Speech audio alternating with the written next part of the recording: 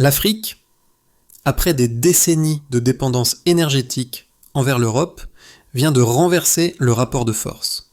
Ibrahim Traoré, un leader africain charismatique, a orchestré un coup stratégique sans précédent.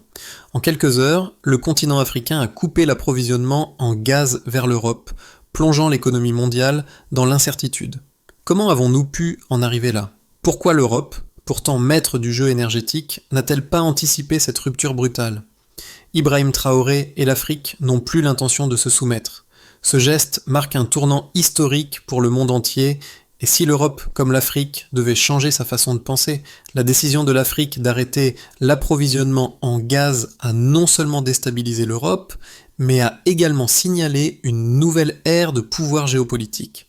Ibrahim Traoré et ses alliés savent que ce n'est qu'un début. Ce geste audacieux exige plus qu'une simple réponse économique. Il redéfinit les relations internationales. L'Afrique n'acceptera plus d'accords énergétiques inéquitables. Désormais, le gaz africain sera utilisé d'abord pour satisfaire les besoins des habitants du continent avant d'être envoyé vers l'Europe. Cette décision pourrait être un point tournant pour des millions d'Africains, leur offrant enfin une chance de prospérité durable. Mais le prix à payer pour cette indépendance énergétique est lourd. Le monde entier suit cette crise de près. Si l'Europe ne parvient pas à négocier dans des termes équitables, elle pourrait faire face à une récession économique sans précédent. Les prochaines étapes détermineront l'avenir énergétique mondial. Ibrahim Traoré et l'Afrique, eux, sont prêts à prendre des risques. Mais l'Europe est-elle prête à accepter la nouvelle réalité ? Il y a seulement quelques jours, l'Europe se croyait invincible, dépendant de l'approvisionnement énergétique africain depuis des décennies. Mais ce qu'elle ignorait, c'est que l'Afrique, avec ses ressources énergétiques abondantes, avait atteint un point de non-retour. Ibrahim Traoré, à la tête de cette nouvelle offensive géopolitique, a orchestré un mouvement d'une ampleur inédite. L'arrêt immédiat des livraisons de gaz vers l'Europe. Ce geste stratégique, bien qu'imprévu, avait pourtant été soigneusement préparé.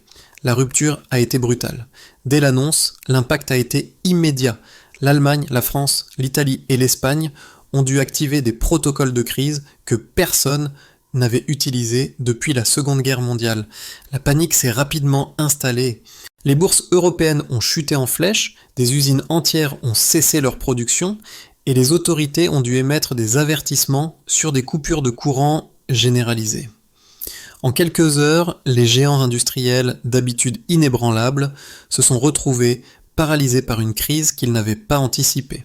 Cette situation découle d'une longue histoire de relations énergétiques déséquilibrées entre l'Afrique et l'Europe.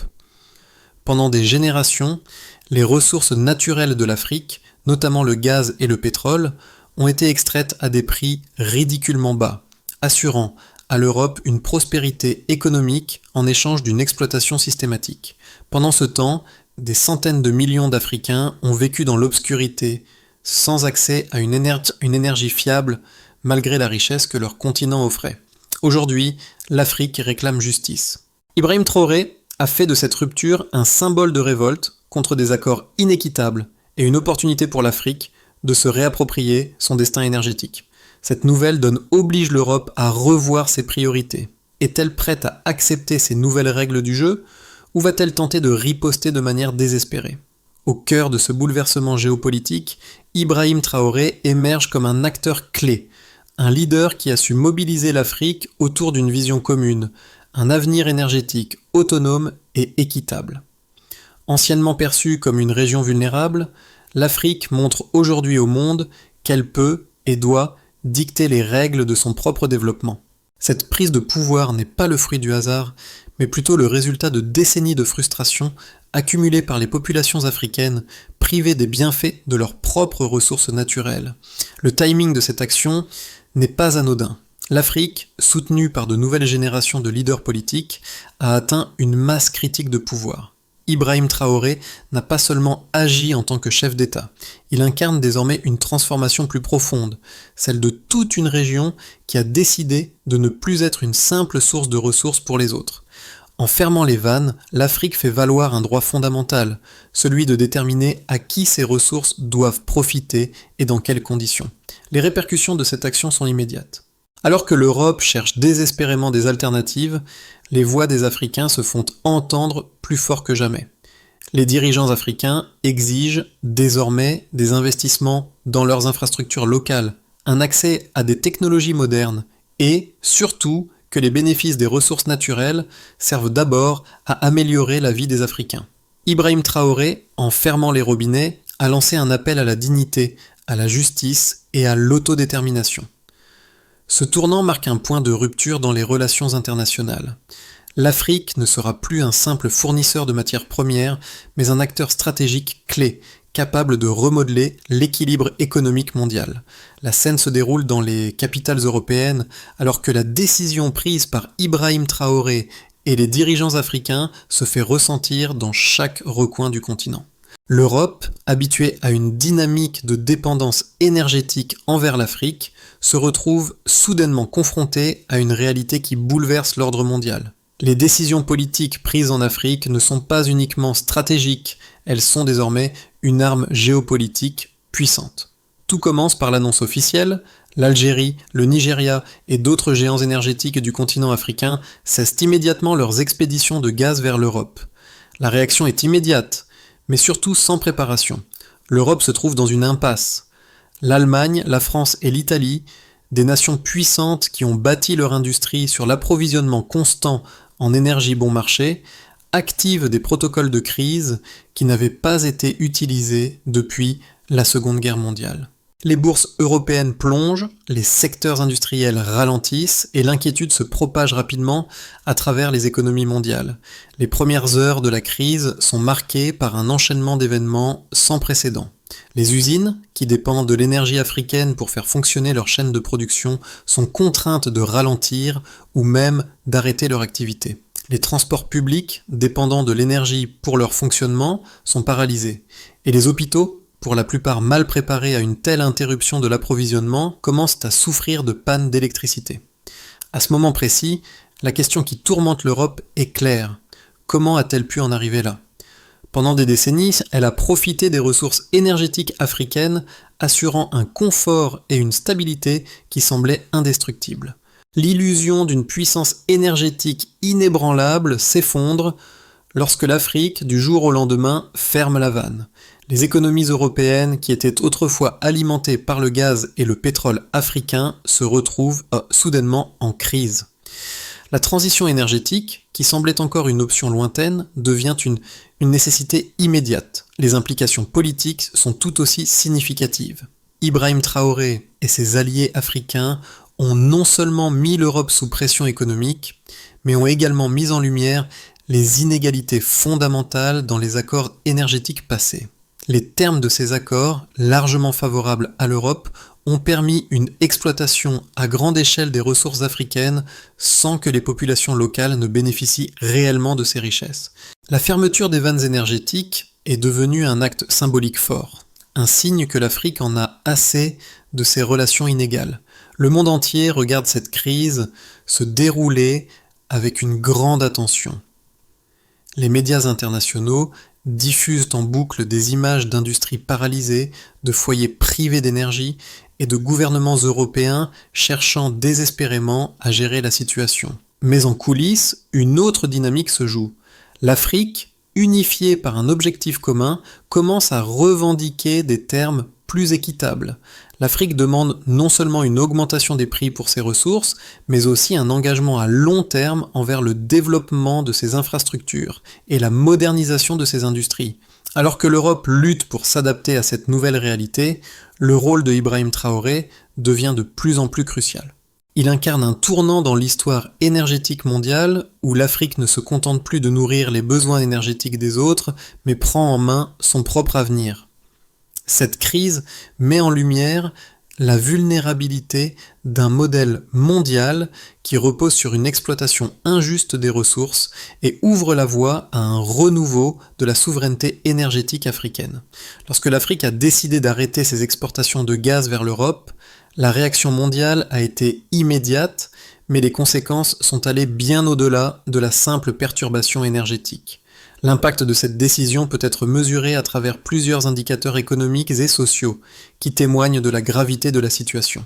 Ces données ne se contentent pas de raconter une histoire, elles révèlent l'ampleur du changement en cours et les risques associés à l'incapacité de l'Europe à se préparer à cette crise. Premièrement, l'effet sur les bourses européennes a été dévastateur. Dès l'annonce de l'arrêt des livraisons de gaz, les marchés financiers ont réagi en temps réel. Le DAX, indice boursier allemand, a chuté de 92% en l'espace de quelques heures. De même, le CAC 40 en France a perdu 3,5% de sa valeur, tandis que l'Eurostoxx 500 a enregistré une baisse de 3,8%.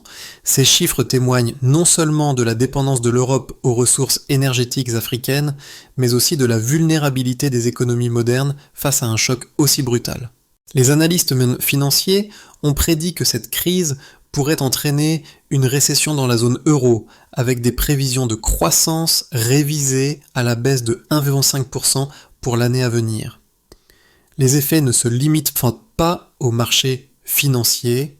L'industrie, qui représente une part importante du PIB européen, a également été gravement affectée. En Allemagne, l'industrie automobile, qui dépend fortement de l'énergie pour ses processus de fabrication, a enregistré une réduction de sa production de 35% dans les premières 48 heures suivant la crise. Les entreprises automobiles ont été forcées de suspendre plusieurs lignes de production, entraînant des pertes potentielles de plusieurs milliards d'euros. En France, les secteurs de la chimie et de la pharmacie ont subi des pertes similaires, tandis que l'Italie et l'Espagne ont vu leurs industries lourdes ralentir de manière significative, affectant la compétitivité des pays sur le marché mondial. Un autre indicateur frappant est l'impact sur les ménages européens. L'Europe a été forcée de rationner son énergie avec des coupures de courant intermittentes affectant les foyers dans les grandes villes. À Paris, Londres et Madrid, les autorités ont été contraintes d'imposer des restrictions sur l'utilisation de l'électricité, limitant l'éclairage public et les activités industrielles pendant les heures de pointe. Les prix de l'énergie ont explosé, avec une hausse de 250% des coûts du gaz naturel, ce qui a entraîné une augmentation des factures d'électricité pour les ménages européens. Ce phénomène a provoqué des protestations massives, en particulier dans les zones urbaines où les citoyens ont exprimé leur mécontentement face à cette hausse soudaine et imprévue. Du côté africain, l'impact de cette crise est également tangible, mais sous un angle différent.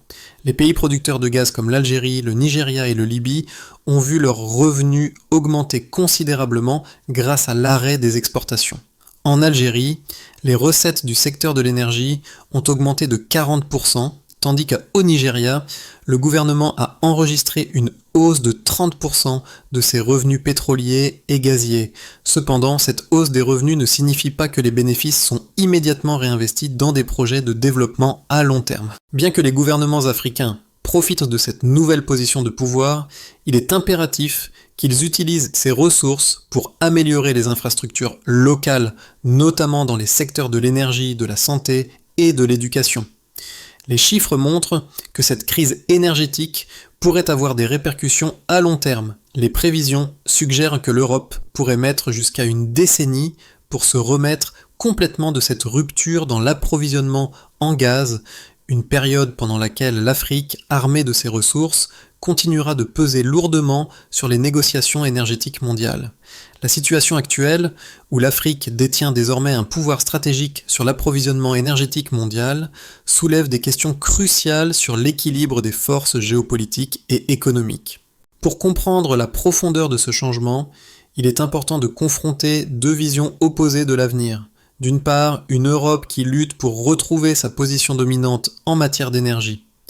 Et d'autre part, une Afrique qui, par sa maîtrise de ses ressources naturelles, cherche à transformer son rôle dans le monde. Et d'un côté, l'Europe est confrontée à un défi de taille. Son modèle économique, qui repose sur des ressources bon marché et une chaîne d'approvisionnement énergétique stable, est aujourd'hui bouleversé. La dépendance vis-à-vis des ressources africaines a permis à l'Europe de maintenir un niveau de confort et de prospérité pendant des décennies.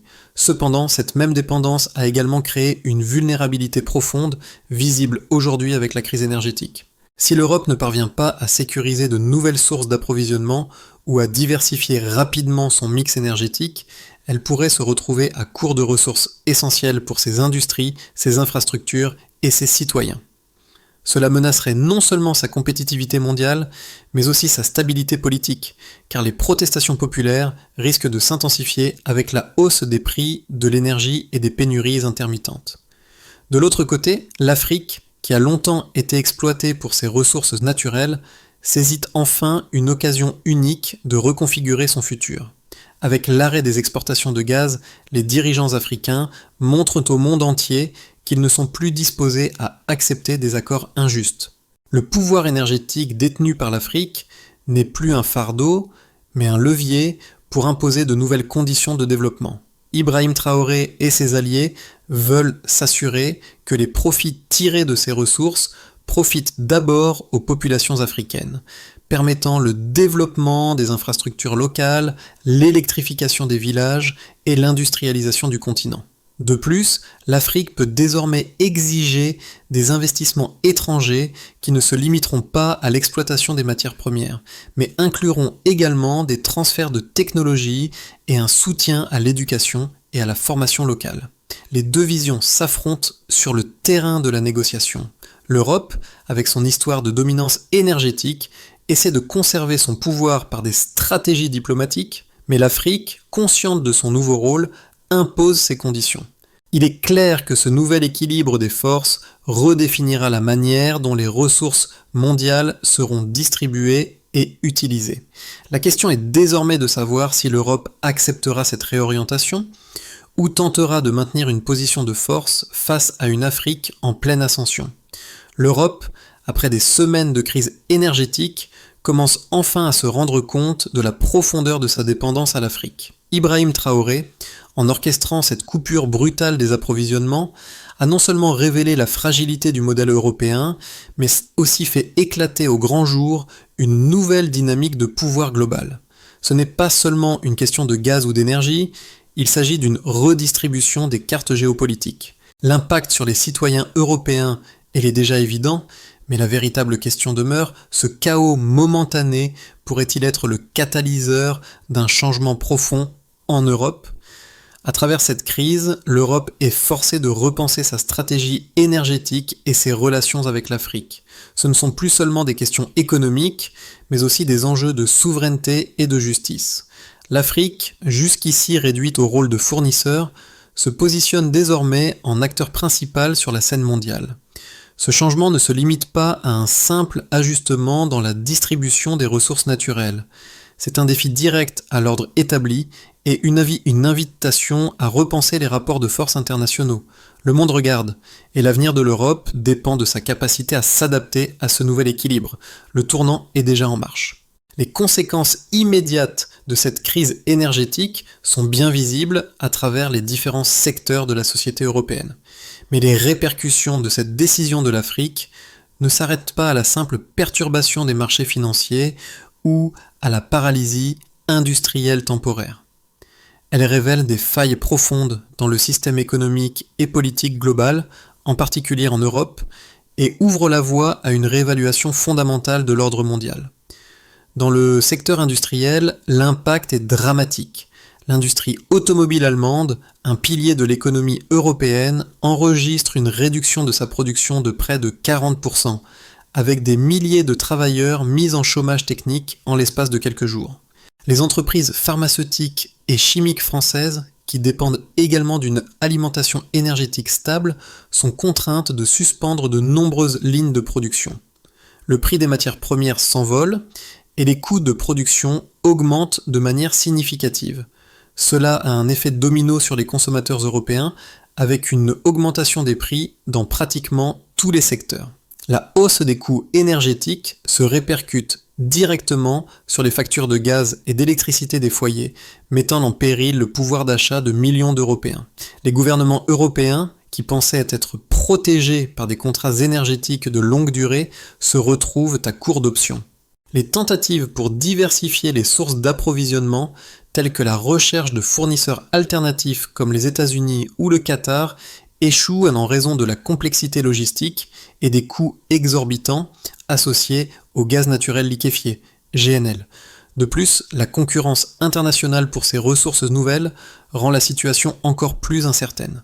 L'option d'accélérer la transition vers les énergies renouvelables, bien qu'elle soit une priorité à long terme, devient une nécessité immédiate.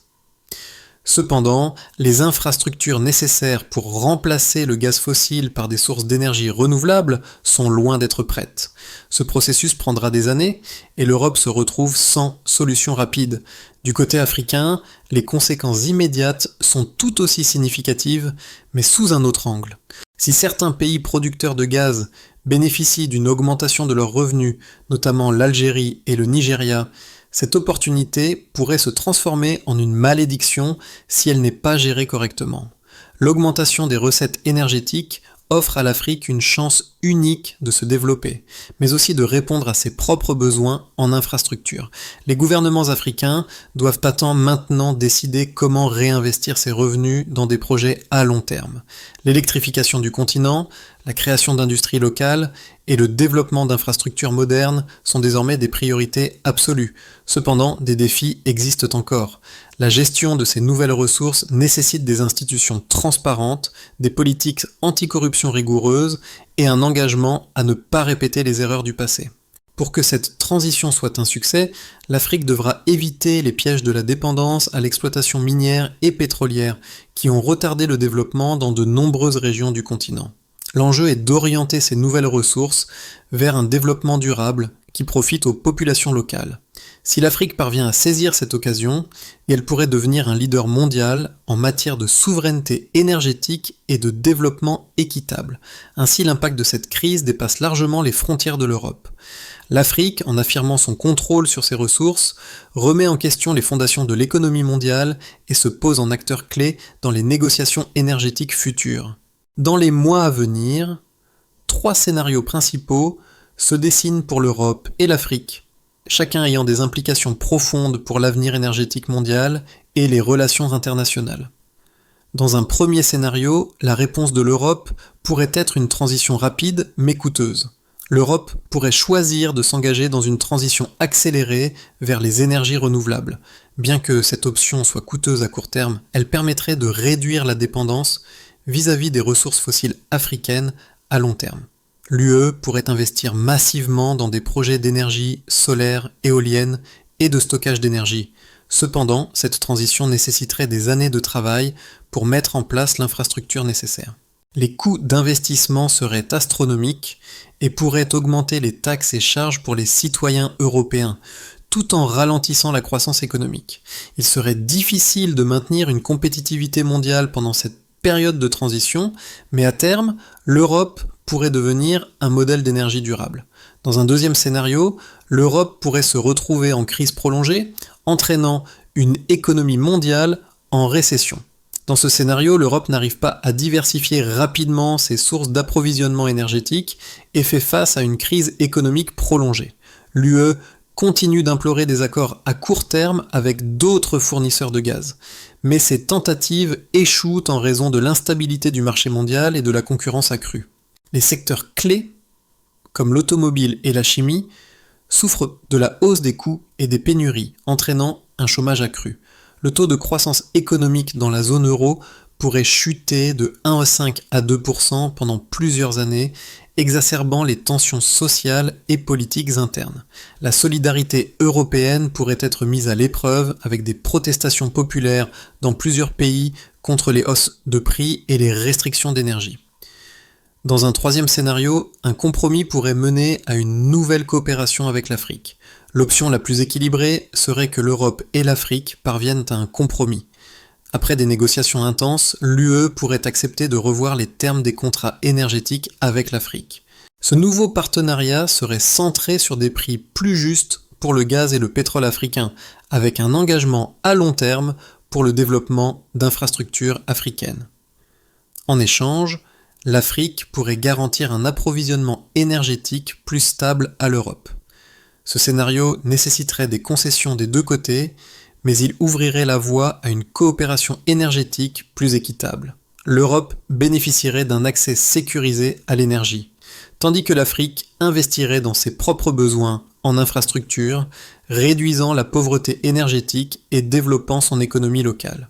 Dans tous ces scénarios, il est clair que la relation énergétique entre l'Europe et l'Afrique ne sera plus jamais la même. L'Afrique, qui a longtemps été dépendante de l'exploitation de ses ressources sans compensation équitable, prend désormais une place centrale dans les négociations mondiales. La question clé sera de savoir si l'Europe pourra s'adapter à cette nouvelle dynamique ou si elle tentera de maintenir l'ordre ancien avec des conséquences potentiellement déstabilisantes pour son avenir économique et politique. Cette crise énergétique mondiale frappe chaque Européen d'une manière ou d'une autre, qu'il s'agisse de l'augmentation des prix de l'énergie ou des coupures de courant qui perturbent la vie quotidienne. Mais plus encore, elle fait ressortir une réalité douloureuse que l'Europe avait longtemps ignorée. La dépendance à l'égard des ressources africaines et la manière dont cela a façonné l'économie, la politique et même les relations humaines au fil des décennies. Pourtant, il ne s'agit pas seulement d'une crise pour l'Europe, mais d'une opportunité historique pour l'Afrique. L'Afrique, pendant trop longtemps, a été reléguée au rôle de fournisseur de matières premières, ses ressources naturelles exploitées à bas prix au profit d'un modèle de prospérité occidentale. Aujourd'hui, elle réclame sa place sur la scène mondiale en exigeant des accords plus justes, des investissements dans ses propres infrastructures et la possibilité d'assurer un avenir énergétique pour ses populations. Ibrahim Traoré a montré la voie. L'Afrique n'est plus une périphérie mondiale. Elle est au centre des débats énergétiques et économiques. Ce retournement de situation interroge également la société civile européenne. Quelle est la responsabilité des citoyens face à ce nouvel équilibre des forces ? Le confort auquel l'Europe a longtemps été habituée est désormais mis à l'épreuve. La question n'est pas seulement de savoir comment l'Europe réagira, mais de comprendre comment chaque individu, chaque foyer, chaque entreprise se positionnera face à un monde de plus en plus multipolaire et interdépendant. La manière dont les gouvernements européens vont gérer cette crise déterminera non seulement leur avenir énergétique, mais aussi la confiance des citoyens dans leurs dirigeants. Pour l'Afrique, cette crise représente bien plus qu'un changement de cap énergétique. C'est un moment crucial dans la redéfinition de son propre destin. L'opportunité d'utiliser les ressources énergétiques pour construire un futur durable et équitable est là, mais elle ne se concrétisera que si les pays africains, ensemble, savent utiliser ce pouvoir stratégique pour forger un avenir solidaire et prospère. Face à cette crise énergétique sans précédent, l'Europe et l'Afrique se retrouvent à un carrefour historique. Chacune des deux régions doit naviguer avec prudence, car la direction qu'elles prendront affectera non seulement leur avenir économique, mais aussi leur place dans le monde. Si l'Europe veut se stabiliser et retrouver sa compétitivité, elle devra suivre un certain nombre d'étapes clés. Tout d'abord, la diversification de l'approvisionnement énergétique est essentielle. La priorité pour l'Europe est de diversifier ses sources d'énergie. Cela inclut la recherche de nouveaux fournisseurs, ainsi que l'accélération de la transition vers les énergies renouvelables. Des investissements massifs dans l'infrastructure énergétique sont nécessaires pour établir un mix énergétique plus